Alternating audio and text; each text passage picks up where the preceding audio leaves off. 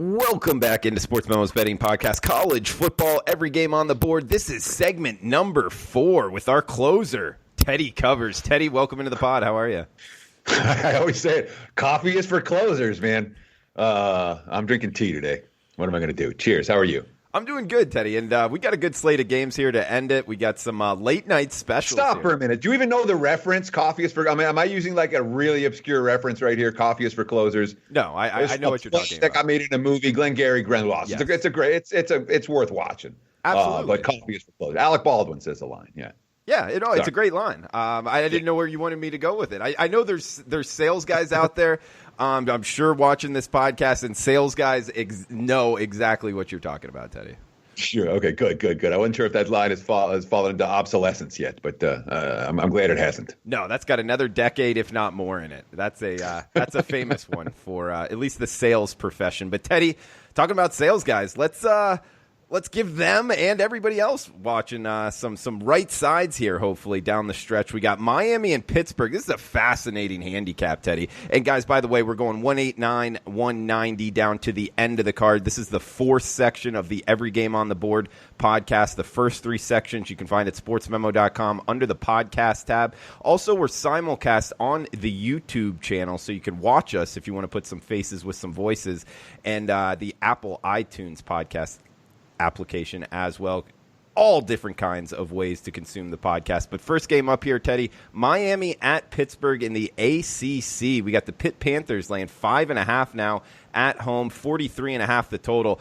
Right off the bat, Teddy, I like Pitt here, man. I like him a lot, and I think Miami is a dumpster fire. How do you view this one? So my first reaction was look at Miami plus the points. And the concept is really simple. You know, there's 3 reasons why I was looking at Miami plus. First, when we talk about, and I'm always interested in the series history. I want to know what happened. I want to know how these teams match up. I want to know what the athleticism edges are. And, you know, Miami dominated this team last year. And they dominated in a game where N'Kosi Perry I think he threw for 50 yards. And Miami still controlled every portion of that ball game. That concerns me about Pitt. I do think there is an athleticism edge for Miami. And we see it every week in college football, where the team that gets smacked and embarrassed at home and they go play somebody else on the road next week and they hang tough. I could think of what was there was a great example last week that I'm spacing on right now. The one where Arkansas lost at home to San Jose and they gave A&M everything they could handle. Yeah. I mean, you see that there was one last week that was like that as well. That I'm spacing on at the minute. But it's not unusual to see his team play poorly as a favorite, lose as a favorite, and then go play a much better game as an underdog. So I think that the personnel is there for Miami, certainly on the defensive side of the football. I think the spot is there for Miami. Pitt is not a team I'm excited about laying points with. You know, I like Pitt in the underdog role. I don't like Pitt in the let's lay more. They should have beaten Syracuse by 4 touchdowns last week, and they barely hung on for the cover in that game. That's the problem with laying points with a team like Pitt. So then I started doing the reading and the research on the game, and I've talked myself completely out of the Miami side. There's no way I'm playing Miami this week. At the quarterback, Diaz doesn't know who he's playing QB. He was going back and forth. He said, I'm going to announce later this week. I'm not convinced that either QB is the right answer for Miami right now, because the problem for the Hurricanes is not the quarterback. It's not the skill position talent. It's the offensive line. That is a bad offensive line. And against Pitt, a team that can get after the quarterback, even the spot, even the matchups, I just worry about that Hurricane offensive line getting run over. I wouldn't be surprised if I'm playing Miami. Take them on the money line, take at least a piece on the money line. But they're live to win the game. All that being said, I leaned Miami, and the more work I did on the game, the less I was excited about betting Miami. They are no longer on my short list. Teddy, staying in the ACC, we got Virginia versus Louisville. We got Virginia now down to 3.5, depending where you're shopping. 51.5 the total in Louisville. Yeah, I put Virginia -3 in my pocket. I have advised my clients to make the same wager. In my mind, there's a little bit of a class difference here that's not reflected in this point spread, and it comes with Virginia defensively. The 2 defenses, there's no comparison. Offensively, Perkins can light up Louisville. Perkins playing good football. Virginia has shown more offensive explosiveness than I thought that they would in Louisville's defense. Say what you want about Satterfield and his ability to coach an offense. That's a defense that's short on talent and depth and speed and size. It's not a good Louisville defense. I think Virginia's going to get theirs. And you look at that Virginia defense, and they're capable of shutting anybody down. I mean, they didn't have a great performance against the likes of Notre Dame. Okay, that was a turnover game. Even then, their defense stepped up. I don't think that Louisville can trade points with Virginia, and I think Virginia's going to get theirs. I thought the price here was cheap, and it went up to 3.5 and bet back down to 3. Right now, you can take 3.5 or lay 3, and whichever side you like in this game, I would encourage you to do exactly that because it's not often every day where you get the key number working whichever side you like working in your direction, and this is one of those situations. You can lay 3 with Virginia at -110, and you can take plus 3.5. With the underdog Cardinals at -110, and that won't last another 24 hours like that. Good stuff, Teddy. Great advice there on betting good numbers, especially around key numbers, which that game is 3.5. We got Maction here, Teddy. Up next, Akron, the Zips at Northern Illinois, 44 the total. Northern Illinois laying 22.5 or 23 at home. Well, I mean, literally, like I don't think there's anyone that's betting Akron. At all, Yeah. They've lost 12 straight games. They're 2-10 ATS during that 12-game losing streak. I've got them ranked 124th in yard per game differential. They're a bottom feeder, an absolute bottom feeder. On both sides of the football. And because the betting market is struggling to attract Akron money, we're seeing points where like the Northern Illinois is not a good team. Okay. They're not what they were even last year. This is a mediocre squad being asked to lay more than 3 touchdowns because nobody wants the underdog. And I can understand that nobody wants the underdog, but I don't want the favorite laying this price. They're a good notch or 2 down from where they've been in recent season offense. It's not even at 400 yards a game at this stage of the season. I just can't lay points with that. Not in this range. So easy pass.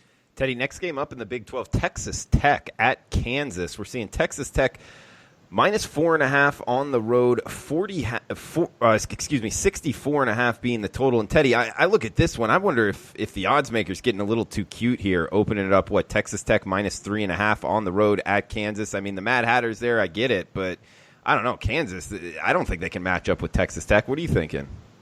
I don't think Kansas can get stops in this game, and the markets don't either. You want to talk about the line move of the week? Look at this total. This total opened like 58.5. Wow, yeah. It's moved almost a touchdown, and deservedly so. When you talk about these two defenses, again, Kansas, the offense isn't consistent yet. It's not going to be consistent. They have more speed and talent than they've had in recent years. The offensive line play is better than it's been in recent years. But they're going to be, 1 week they're going to be hitting and 1 week they're not. It's not an offense you can go, hey, every week they're going to get 48 like they did last week. No, the Jayhawks offense isn't at that level yet. Texas Tech's offense hasn't been that good either. When you're scoring 14 against Arizona, you're not doing a whole lot right. What, they got 24 last week against Iowa State? The passing game's better than it was. But this is not as dynamic an offense as we've seen from the Red Raiders, and it wasn't as it's a very different era in Texas Tech right now. So I can understand why the spread is as short as it is. All that said, the total here is the one that makes the most sense to me. I don't trust either one of these defenses to get stops. I don't trust the Red Raiders to get stops, and Kansas has given up 49 points a game their last 3. Those aren't pretty numbers. I can understand why the markets has moved a touchdown to the over. Unfortunately, that big market move. Even now, I would still, if you gave me a free bet on this game, I'm still betting the over. But there are probably better opportunities out there. Lean over. Miss the best of the number. He's Teddy Covers. Follow him on Twitter at Teddy_Covers. We got Conference USA up next, Teddy. North Texas at Charlotte. 49ers catching 4 at home. 64 the total here. This is another one that I like lean over. I mean, my only concern here is Charlotte's pass rush. They have 23 sacks this season. They're one of the better pass rushing teams in college football, a pair of quality ends. And the weakness of the North Texas offensive line, the tackles have not been great in pass protection. The one thing they haven't been able to do, I mean, Fine's getting the ball out of his hands fast. And this team, the Mean Green can chuck the football around. And the one thing that Charlotte has a pass rush, they don't have the secondary. I was reading earlier this morning about this game. I was looking for stuff on the total, and the 49ers were very concerned about giving up big plays in bunches against the Mean Green, a dynamic offense. North Texas can score. They just can't necessarily stop anyone. North Texas has also been a lousy favorite and a lousy point spread team in recent years. If Charlotte's pass rush get there, it stays under, and they probably cover. If Charlotte's pass rush doesn't get there, I don't even know how many points are going to get scored in this one. I do lean over, and I'm not convinced Charlotte's pass rush is going to get there against an experienced QB who can get the ball out of his hands fairly quickly. Teddy, the way the college football cards stacked up this week on Saturday, the heavy-hitting games all here in this section of the podcast. Yes! And first one up, man, talking Big Ten football here, Wisconsin at Ohio State. We got the Buckeyes laying 14 and a half. There is a 13 and a half out there, so I'm not sure if that's opinion in the marketplace. Maybe you can speak to that. 49 and a half being the total. What are you thinking here, Wisconsin versus Ohio State?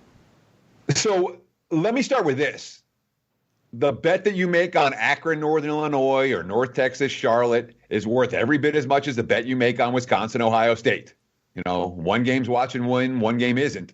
But when you talk about unit sizes or you talk about where could I find the best wagers, it doesn't have to be on the marquee games.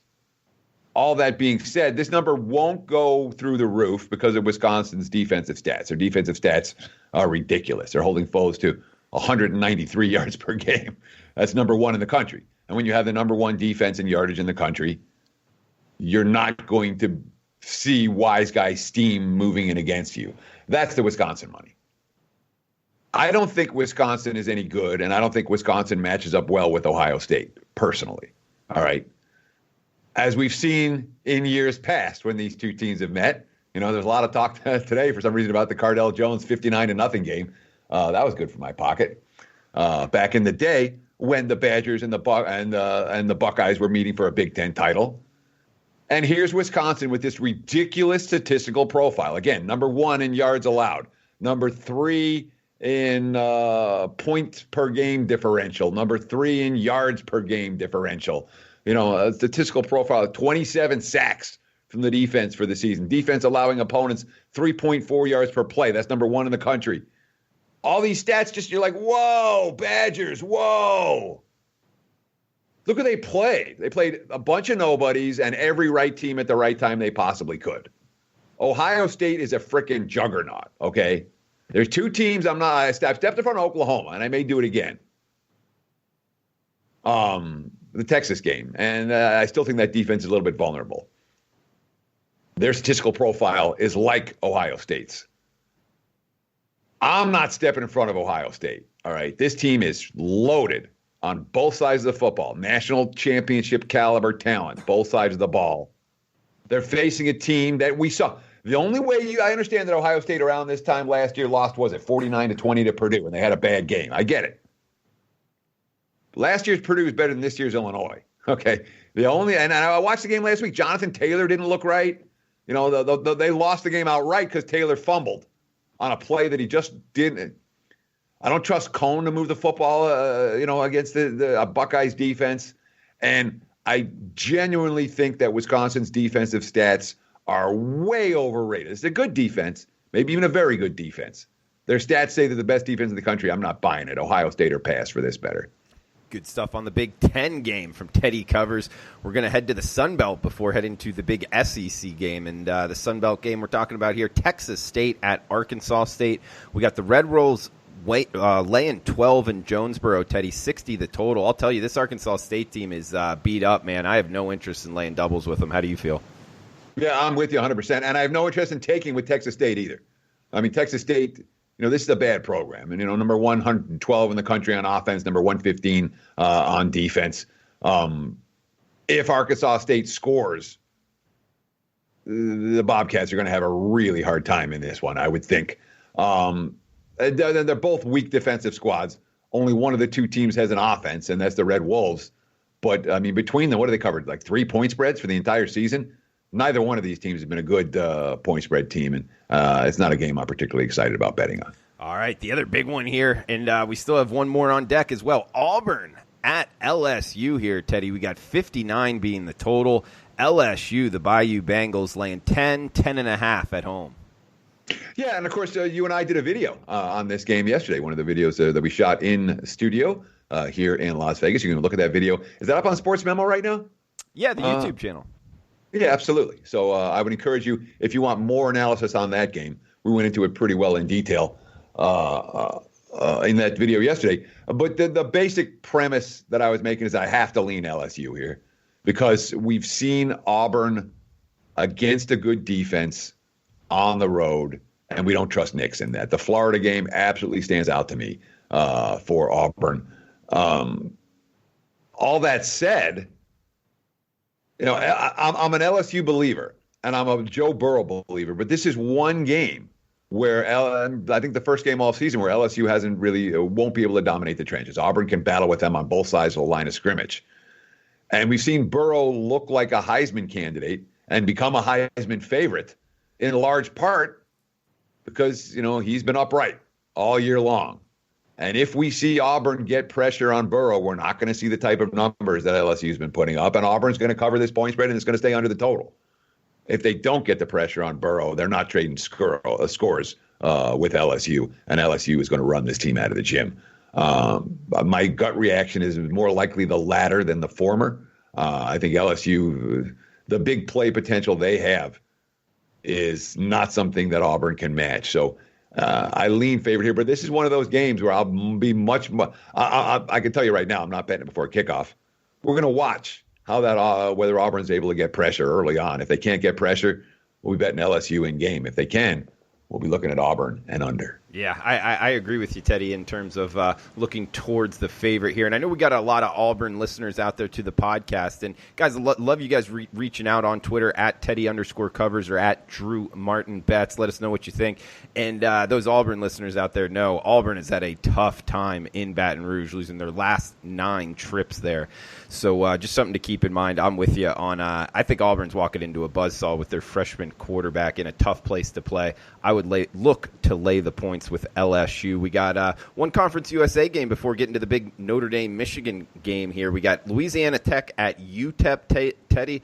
Louisiana Tech laying near 3 touchdowns on the road, 50.5 the total. Yeah, unbettable game. I'll tell you this, I don't want any part of UTEP.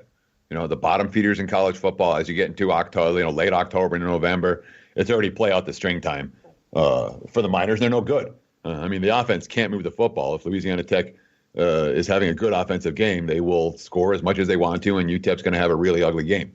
All that said, you think I want to lay 3 touchdowns with with a coach that's a bad coach is a favorite, with the team coming off a huge come-from-behind win that puts them in control of the division last week. This is a win and go home. This is not a let's run up the score type of game for La Tech. They may do it by accident, but I certainly don't trust them to win this game by a significant margin. And Teddy, bless you there on that sneeze. But UTEP, man, they're in Texas. I don't know. They got a pretty nice stadium for a G5 team in the Sun Bowl, I believe it's called. I wonder why that program isn't better. Do you know any of the ins about that program? You ever been to the Sun Bowl? No, but it looks nice on TV. Okay. Yeah, it looks nice on TV like the Orange Bowl looks nice on TV. The Orange Bowl was fun, man. If you went to games, it was fun, but it's a crappy old stadium. Yeah. You understand? Well, I don't think it exists anymore. Exactly. Yeah. Well, Sun Bowl still does. Okay. All right. Well done, Teddy Covers. And guys, check out his packages at sportsmemo.com. And we got a special coupon code here, guys, for the podcast. It's a big one.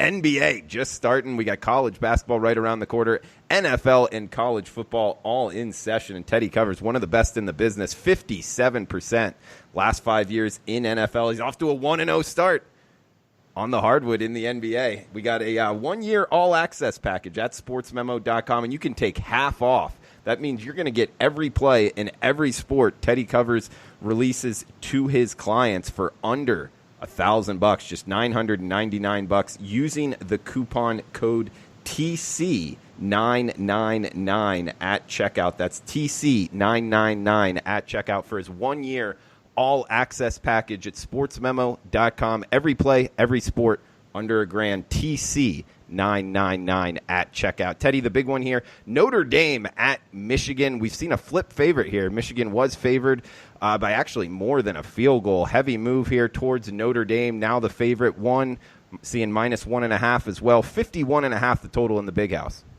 Would you say I never saw Michigan laying more than a field goal? I never even saw a field goal. I saw 2.5 at the opener. Who did someone have a? I didn't see it either, but when we were doing videos yesterday, our good friend Kelly in Vegas did say that it opened 4, so I'm taking her word for it, but maybe not. No. Okay. No, open 2.5. Yeah. Don't ask sure? Kelly. I'm very sure. I'll look it up. I thought it did. There might have been one rogue book somewhere offshore that opened at 4. -4 at Circa. Was that Circa? Yeah, Circa opened 4. Okay, thank you. That is the world opener now. That is absolutely right. It did open 4. Kelly's right. I'm wrong. I am shamed. That's okay. I mean, whatever. Kelly has good info. I don't mean to dismiss her the way that I did. It opened 4 at one book. So what I consider the opener, and let me make this very clear. Sunday night. All right. After I finish my NFL work, I'll write down what I consider to be the openers for college football. That's the consensus line late Sunday night. Okay. Because one book's going to open 4, one book's going to open 2, one book's going to open 1.5, one book's going to open 4.5, and the market's going to tell you. And if you view each of those numbers individually, you're going to get a bad concept of what the opener is. The opener is the first market consensus number. And the initial moves to create that first market consensus number are coming. It's all pure arbitrage. Somebody opens 4.5 and 1.5. They're going to lay the 1.5 and take the 4.5. And the number's going to come somewhere in between. And when that doesn't happen, it's telling you that the markets have a clear opinion about what the right opener should have been. Hence, that's what I'm using to track. So my opener for this game was 2.5. That's why I said that. And by the and it was 2.5 across the board on Sunday night.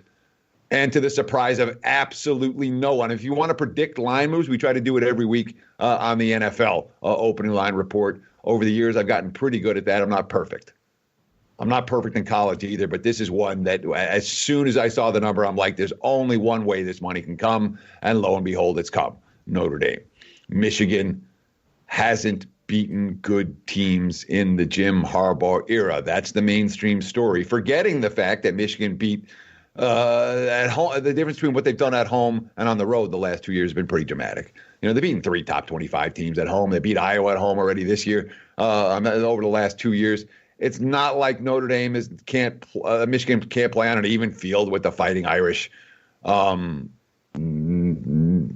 a strength of schedule standpoint, it's fairly comparable. From a statistical standpoint, Notre Dame has the better offense. You know, we've talked a lot about Shea Patterson and the struggles that Michigan has had and all of that, but there was something that happened last week for Michigan that is worth. I mean, they were down 21-0 in that game. They were on their way to getting their butts kicked, and then they didn't. They showed something they really haven't shown before. I talk a lot on the pod and on various shows about teams that show a lot of quit and teams that don't. And Michigan was in position last week. Remember the Wisconsin game? They got punched around and they quit. Michigan last week could have pulled the Nevada, and all right, we're done. And they didn't. They dug deep. They fought. They put themselves in position to win at the end. They didn't get there. But I view that as a buy sign for the Wolverines. The markets aren't viewing it that way. This, I know I've been higher on Michigan than you and than a lot of people this year. At the same time, you've been back in Michigan in recent weeks. You've been making money. And I wouldn't be surprised if you back Michigan this week. You make money. Not a game I'm likely to play. But if I do get involved, it'll be on the Wolverines as home dogs. That's kind of an intriguing sound to me. It does. It has a nice ring to it. But at the other side, Notre Dame's been making money for their backers, cashing 4 of the last 5 as well, Teddy. Teddy, I do want to ask you just on this market move. And you're right in terms of the consensus number being under 3 by Sunday night. But it did open 4 first book up and taking real bets at that number. So from 4 to 1.5? I mean, a 5.5 point move. We're already in late October, Teddy, and these are 2 marquee teams here. You don't see that very often. Why do you think that happened in terms of this big of a move at this point in the year? but it's not a real move. Okay. You're giving a move that Okay. No, Circa opened 4. The broader market opened 2.5. And to move a line from 2.5 for one team favored to 2.5, the other team favored by 1, it's not like that's as much money as it takes to move a line from 2.5 to 3.5. You know what I mean? Okay. It's not like a ridiculous amount of and if you remember, and I remember it well, Michigan and Notre Dame met opening game of the 2018 season, and that was the single biggest line mover over the summer. Do you remember how all the money came in on Michigan and Notre Dame opened the favorite? They were -3, and by kickoff, Michigan was like -3. It was the huge line move, and everyone was talking about it like, oh, well, Michigan, why is all the money coming on Michigan? Well, lo and behold, this time all the money's coming on Notre Dame. Makes sense, Dave. And it was a huge line mover last week, but so I don't think it's quite as dramatic as you're making it sound to this line move. Yeah, there's been steady and heavy money towards the Fighting Irish, but it's not a line move for this stage of the season. You're like, oh my God, that line moved 6 points off of air. What's the story? It's not like that. Okay, makes sense. Let's head out west. We got 2 games left. Pac-12 up first. Arizona State at UCLA. We got UCLA catching 4 in the Rose Bowl, 55.5 being the total. So my first reaction was, oh my God, this is a great bounce back spot for Arizona State after they went to Utah last week and no-showed. And I mean, they had a rough time offensively against the Utes, and UCLA's defense is not Utah's defense. I'm like, yeah, it's Arizona State. They're cheap. They opened 2.5. And the money poured in on the Sun Devils. And again, that was a Sunday night line. The Sunday night consensus line was Arizona State 2.5. The more I thought about it, the less I was excited about the Arizona State side, and the more I started getting interested in the UCLA side. Here's the concept, all right? UCLA, number one is Arizona State's offense isn't going to work against anyone. It's just, it's not a dynamic offense. For them to win games, they have to be low-scoring games. And those are all the games that, that Arizona State has won against decent teams this year have all been unders and games that are, real close to the vest and tight games, and that's what they do well in. And maybe they can shut down UCLA here and play. Then this one will be a defensive scrum, and that's exactly what Herm Edwards wants. But UCLA was god-awful. The markets crashed on them. They went into the bye, and they came out of the bye and covered by how many touchdowns against Stanford last time out? Multiple TDs. And all of a sudden, they're like, hey, forget the first half of the season. This is the back half of the season. We figured some stuff out. The defense is playing better. The offense can move the football. And if you're saying to me, which of these two teams is more likely to have, 5-point power rating adjustment between now and the end of the season? I would pick UCLA over Arizona State. You see what I'm saying? Mm-hmm. That they're more like, Arizona State is what they are. UCLA has the potential to improve. And we saw that last time out. Maybe that's just Stanford playing with a third-string QB and a bunch of offensive linemen that couldn't block. That is possible. But it's also possible that UCLA's figured something out, and they'll be a bet-on team going down the stretch. Yeah, we'll buy low here on the Bruins. I don't disagree with you, Teddy. We got Teddy Covers on with us. Follow him on Twitter at Teddy_Covers. And, guys, the podcast coupon code here, TC999. That's TC999 at checkout for its 1 year all-access package. You'll get every play in every sport for just $99.99. That's $999. TC999 at checkout. 1 year all-access package at sportsmemo.com. Last game up, Teddy, we got Mountain West action, late night special. A lot of tickets going to be written on it. Bet appropriately. Don't chase. Don't put the cherry on top too big if you've had a big Saturday. But all that being said, Teddy, some opinion for the late night bettors here. San Diego State at UNLV right here in Las Vegas, 13.5. That's what the Aztecs are laying on the road. 45 the total, Teddy.